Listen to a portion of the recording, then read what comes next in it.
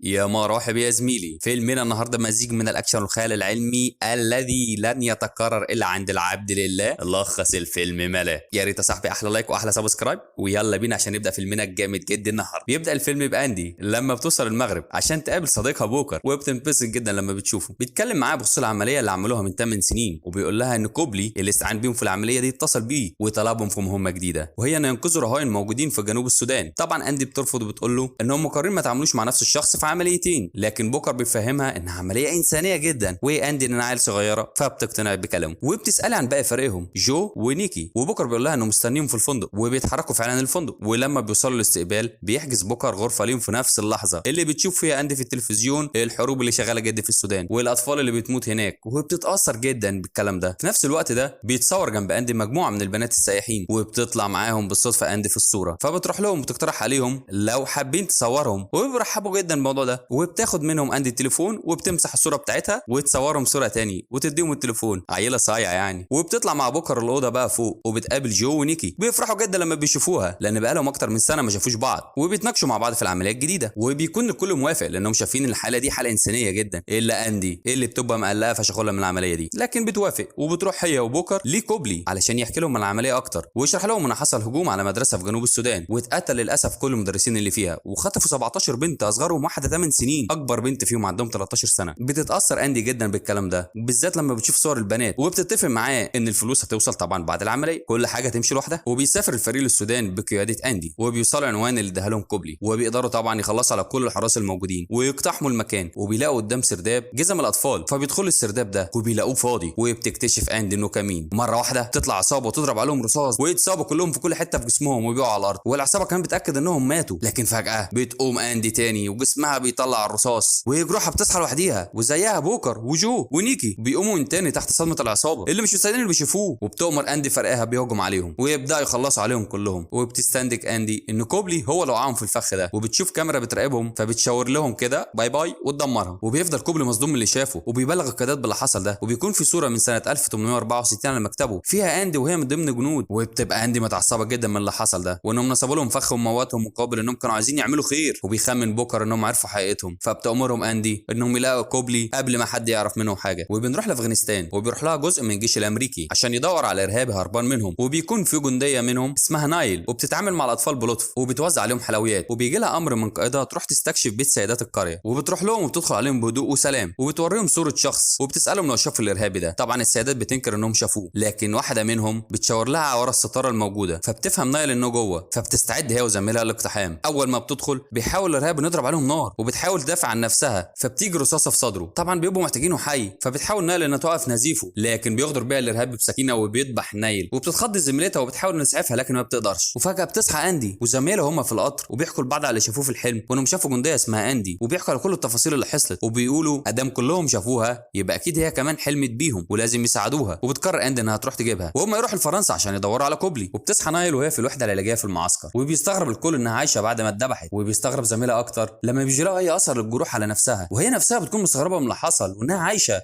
ولا كأن في اي حاجه حصلت. وبنروح لصاحب المؤتمر الطبي في انجلترا بيحضروا كوبلي، وبيقول في ميريك صاحب اكبر شركه ادويه ان شركته بتعمل ابحاث من سنين طويله على طريقه تطول بها عمر الانسان، وده من خلال تطوير الخلايا الجذعيه لمخ الانسان. ولما بيخلص كلامه بيقعد معاه كوبلي في عربيته، وبيوريه فيديو اندي وفرقها، وبيصطدم ميريك من اللي شايفه، وبيطلب منه يجيبهم هم الاربعه لانه عايز يستكشفهم بنفسه. طبعا بيوضح له ان الكلام ده صعب ومش هيقدر يجيبهم هم الاربعه مره واحده، فبيعين له ميريك مدير امنه كين عشان يساعده انه يقبضوا عليهم. وبنرجع لنايل لما بيجي لها قائدها وبيقول لها ان القيادات امرت انهم يبعتوا لها المانيا عشان يفحصوها اكتر، والطياره اللي هتوصل لها في الطريق بتحاول انها تاكد لهم انها كويسه، لكن ما بتعرفش وبتوتر جدا. وبتلاحظ نظرات الخوف والاستغراب على وش زميلها منها، وبتروح تاخد تليفونها وبتسمع اغاني تهديها بعيد. وبيجي لها القائد ويبلغها ان طيارتها وصلت في نفس اللحظه دي. تيجي اندي وبتضرب القائد وحارسه، وبتجري نايل على المسدس وبتوجه في وش اندي، لكن بتقدر اندي بسهوله تاخده منها وبتضربها وبتفقد الوعي، وبتاخدها بالعربيه وبتمشي في الصحراء. ولما بتصحى نايل بتنط من باب العربيه الخلفي، وبتاخد اندي بالها وبتنزل عشان تجيبها، فبتهرب. بتضرب اندي النار على دماغها وبتقع مكانها، وبعد لحظات بتصحى تاني وجرحها بيلم. ونايل بتبقى مش مصدقه انها اتضربت بالنار ولسه عايشه، فبتفهمها اندي انها مش بتموت، وبتحاول تاخدها العربيه، فبتضربها نايل بسكينه في كتفها. بتتعصب عليها اندي وبتشيل السكينه. بتسالها هي مين، وبتقول لها اندي انها زعيمه الخالدين واللي هي بقت جزء منهم، ولو عندها اي اسئله تيجي معاها. وبيركبوا العربيه يا صاحبي وبيروحوا لطياره مهرب مخدرات عشان توصلهم لفرنسا. وبتسالها نايل ايه اللي بيحصل لها ده وازاي، لكن ما يكونش عندها اي اجابه، وبتتعصب عليها نايل عشان خدعتها وبتسيبها اندي وبتنام. ولما بتصحى بتلاقي ايديها مربوطه بحزام الامان، ونايل رافعه السلاح على الطيار وبتهدده يهبط بالطياره دلوقتي حالا. فبتندهله اندي عشان يجي يفكها، لكن بتحذره نايل انه يقوم من مكانه طبعا. وبتقول له اندي ما يخافش من نايل لانها مش هتقتله، لان اندي هي اللي هتقتله. وبتقول له كلام بروسي كده وبتضرب عليه النار، وبتفقد الطياره توازنها وبتقع. وبتخاف نايل جدا، وبتقول لها اندي انها بتعرف تسوق الطيارات وانها لو فكتها هتنقذهم. وبتفكها نايل وبتسالها لو بتعرف روسي، لانها قالت من شويه للطيار الروسي انه يمثل انه مات. وفجاه بيصحى الطيار وبيبان ان اندي ضربت الرصاصه بعيد عنه وانها خدعت نايل. وبتقوم بينهم معركه قويه جدا جدا، وعلى الرغم من قوه نايل لكن اندي بتكون الاقوى، وبتكسر ايد ورجل النايل، وبيكون الكسر قوي جدا ومخترق كمان للحمها. وبتقع نايل على الارض من الوجع، وبعد لحظات بتتعافى ايد نايل ورجلها كمان، وبتتلائم جروحها بسرعه جدا. وبتفضل نايل مخضوضه من اللي بيحصل ده، وتفضل تفكر في شغلها وعيلتها. وبتقول لها اندي ان جيشها كان بيخطط لاعتقالها وانها دلوقتي مالهاش غيرهم. وبتقتنع نايل بكلامها. اول ما بيوصلوا باريس بيروح البوكر وباقي الفريق في كنيسه مهجوره واخدينها مقره ليهم، وبيقعدوا كلهم يتعشوا مع بعض ما عدا اندي. نايل بتسالهم لو هم كويسين ولا اشرار، فبيقول لها جو على حسب العصر اللي هم فيه وانهم بيحاربوا على طول للحق. فبتسالهم ليه هي بتشوفهم في احلامه. بيقول لها نيكي انهم بيحلموا ببعض لغايه ما يتقابلوا. وبيقول لها ان بوكر انه اخر واحد لقوه سنه 1812، وانهم بيقعدوا سنين عشان يلاقوا حد جديد. تتصدم نايل وما بتصدقش انه عايش بقاله اكتر من 300 سنه. بيقول لها بوكر انه مات وهو بيحارب مع نابليون. وبيقول لها جو انه قابل نيكي في الحملات الصليبيه. وبتساله بعد اندي عن عمرها، فبتقول له اندي انها اكبر منهم كلهم وان بقى لها عصور ومش فاكره هي دلوقتي عندها كام سنه. وبتصدق نايل انهم فعلا خالدين، لكن بتقطعه اندي وبتقول لها ان اي حد بيموت، وان زمان لما كانت لوحدها قابلت محارب خالد زيها، لكن بعد عصور اتصاب ومات، وان كل واحد فيهم ليه يوم هيموت لما جروحه طبعا ما تصحاش، لكن محدش قادر يحدد الوقت ده ولا السبب. وبعدها بيروحوا كلهم يناموا، وبتقوم نايل من النوم على الكابوس وبيصحوا كلهم على صوتها، وبتحكي لهم انها شافت بنت محبوسه في صندوق حديد في قاع البحر، وبتكون مجنونه وبتحاول تخرج باي شكل، وانها كل شويه طبعا بتغرق وبتموت ترجع الحياه تاني. لما تسمعها اندي بتتاثر جدا، وبيحكي لها نيكي ان اندي قبل ما يتقابل اي حد فيهم قابلت كوين، وانهم عاشوا مع بعض فتره كبيره جدا وكانوا اصحاب جدا ودخلوا الاف المعارك مع بعض لغايه ما اتمسكوا في انجلترا بتهمه الشعوذه، وافتكروا الشعب انهم ساحرات، وحاول كتير انهم يقتلوهم ويحرقوهم وهم عايشين، لكن كانوا بيصحوا تاني لغايه ما في يوم جه راهب واخد كوين وحطها في حديد ورماها في البحر. ومن يومها بتدور عليها اندي لكن مش قادره توصل لها، ولغايه دلوقتي اندي عايشه بتلوم نفسها على عذاب صديقتها في المحيط من 500 سنه ولغايه دلوقتي. بتخاف نايل ان يحصل فيهم كده، وبتتعصب وبتخرج من المكان، وبتخرج وراها اندي وبتحاول تتكلم معاها وتقنعها ان مكانها معاهم. في نفس الوقت ده بيحسوا بحركه غريبه، ولما بترجع اندي ونايل المقر بيلاقوا المكان مقتحم، وبوكر قاعد ومتصف في بطنه اصابه خطيره جدا وفاقد وعيه. بتخاف اندي جدا لما بتكون فاكراه مات، بتحاول تفوقه لغايه لما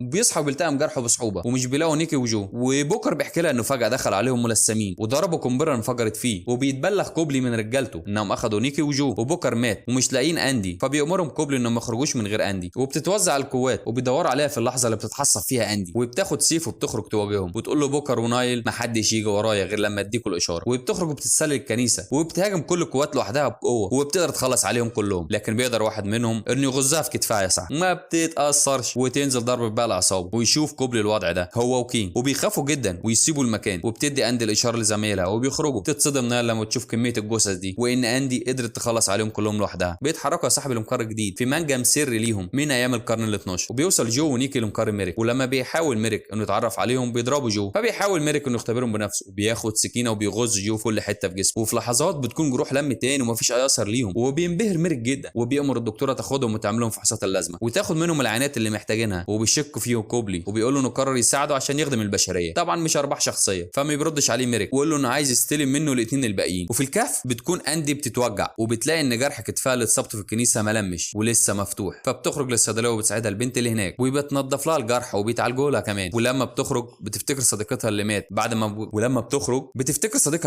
بعد ما جروحه ما بقتش تلم، وبتتاكد دلوقتي انها ما بقتش خالده. وبنرجع للكهف لما بيقعد بوكر يتكلم مع نايل وبيحكي لها انه كان عنده 3 اولاد، وان ابنه الصغير مات بمرض السرطان، وان اسوأ حاجه عدت عليه ان اولاده وعيلته كلهم يموتوا وهو لسه عايش. وفي المختبر بيقطعوا حرفيا من لحم جو ونيكي وبياخدوا عينات منهم كتير وبيعتبروهم فيران تجارب. صح تاني يوم بتصحى نايل مخضوضه من النوم وبتخرج بره الكهف تشم هوا، وبتلاقي اندي بره ماسكه تليفونها بتتفرج عليه وعلى صوره عيلتها، ويتكلموا مع بعض ويبان قد ايه ان نايل بتحب عيلتها. وبتقول لها اندي بحزن انها مش فاكره شكل امها ولا اخواتها. وفجاه بيخرج لهم بوكر وبيقول لهم انه لقى عنوان لكوبلي وده موجود في لندن. طبعا بيتحركوا عليه وبيستعدوا للاقتحام. بوكر معاه سلاحه وبيدي سلاح لاندي وبيسبقهم، وبعدها اندي بتدي نايل سلاح لكن بترفض تاخده منها، وبتقول لها انها مش حابه تكون منهم ولا زيهم وانها عايزه تروح تعيش مع اهلها. وبتوافق اندي على قرارها وبتاخد سلاحها وبتديها السلاح اللي ادوه لها بوكر، وبتروح بعدها ورا بوكر عشان يقتحموا المكان. وفي الطريق يا صاحبي بتركن نايل نايل العربيه وبتحاول تتخلص من الاسلحه اللي معاهم. بتتصدم لما بتلاقي السلاح اللي معاها فاضي، وبتفتكر ان ده اللي اداه بوكر لاندي، وبتستنتج انه بيخطط لخيانتها. وبيقتحموا اندي وبوكر المكان وبيقابلوا كوبلي، وبتتصدم انه عارف عنها حاجات كتير وانه مجمع عنها كل المعلومات دي. وفجاه بيضربها بوكر برصاصه في بطنها وبيكتفها، وتبقى اندي مصدومه من اللي بيحصل، وبتفضل تصرخ ومش مصدقه ان بوكر خانها. وبيحكي لها كوبلي ان مراته ماتت بسبب مرض، وانهم لو اخدوا منهم الجين الوراثي هيقدروا يعالجوا بيه ناس كتير. وبيشرح بوكر انه عمل كده عشان لو اكتشفوا سر خلودهم هيكتشفوا سر انهائه زي ما هم عايزين. وبيلاحظ بوكر ان اندي بتتألم، وبيبص على صابتها فبيلاقيها بتنزف. فبيحاول هو وكوبلي يوقفوا النزيف، وبيدخل عليهم ميريك وعصابته وبياخدوا اندي وبوكر للمقر. ولما بيحاول كوبلي يوقفهم بيضربوه ويفقد وعيه. بياخدوهم للمختبر والدكتوره بتوقف لها النزيف، وبتوصل نايل لكوبلي وبتضرب نار على رجليها، وبيعرف انها واحده منهم. وبيحكي لها على كل اللي حصل وانه ندمان جدا انه سلمهم ليه. وبيوريها ابحاثه اللي عملها واللي بتثبت ان في كل العصور بيكون في ناس معينه عشان تنقذ البشريه من الانهيار، وان انتم من الناس دي. وبيقرر كوبلي انه يساعدهم، وبياخد نايل وبيروح لمقر ميريك. ونايل مصره انها تهجم عليهم لوحدها، وبيحكي لها كوبلي على تفاصيل المكان وبيسيبها ويمشي. وبتطلع نايل للمختبر، واول ما بيشوفها الحارس بيضربوا عليها نار، لكن بيتفاجئوا انها بتصحى تاني وبتخلص عليهم كلهم. وبتوصل لميريك لكن بيهاجمها حراس تاني وما بتقدرش توصل له. فبتروح المختبر وبتهجم على الدكتوره وبتتخلص منها وبتنقذ فريقها. وبيبدا يتحركوا عشان يخلصوا على ميريك، وبيبدا الهجوم الكبير على الحراس وبيخلصوا على جزء كبير منهم. وبتكون اندي متألمه جدا من الجرح اللي في بطنها، لكن بتكمل قتال تاني. وفجاه بيرمي عليهم كين قنبله غاز وبيهربوا كلهم ما عدا جو ونيكي اللي بيبقوا متاثرين جدا بالقنبله. وبيدور بينهم وبين كين معركه قويه جدا. وبتلاقي اندي فاس وبتاخده وبتتحرك لوحدها وبتتخلص على اي حد بيقرب منهم. واندي بتلاقي فاس وبتاخده وتتحرك لوحدها وبتتخلص على حد بيقرب منها. ويبقى فريقها خايفين عليها جدا لانها لو اتصابت هتموت. بيدوروا عليها وبيروحوا لها بسرعه جدا، وبيعرفوا ان ميريك مستخبي في الدور الاخير. وبيجهزوا خطه يا صاحبي في الهجوم ويبداوا فيها، وبتكون خطه فشيخه جدا. وبيتخلصوا على كل الحراس ومن ضمنهم كين. وبيفتكروا ان ميريك هرب وبيطاردوه. وبيفضل نايل واندي بيتكلموا مع بعض بخصوص حياتها دلوقتي، وانها قررت تقضي كل اللي باقي من حياتها معاهم. فجاه بيطلع عليهم ميريك بسلاح وبيهدد انه يقتل اندي. وفجاه بتمثل نايل انها بتقتل اندي، فبتضرب عليهم ميريك نار وبتضربوا اندي بسلاحها وبتاخدوا نايل وبتنط بيه من الدور ال15 وبيقعوا كلهم على عربيته. ولما بينزل الفريق يطمن على نايل بتكون متكسره لكن بتتعافى بسرعه جدا، وبيمشوا من المكان. وبيروحوا بعدها المطعم ويتفقوا انه بوكر هيتعاقب على خيانته بانه هينفصل عنهم لمده 100 سنه بس. يا سلام. وبتودعوا اندي لانها مش هتشوفه تاني. وبيروحوا لكوبلي اللي بيفهموا انهم منقذين عبر الزمن، ويتفقوا انهم يتعاونوا مع بعض. وبكده يا صاحبي نكون وصلنا لنهايه فيلمنا النهارده. ما تنساش اللايك والكومنت،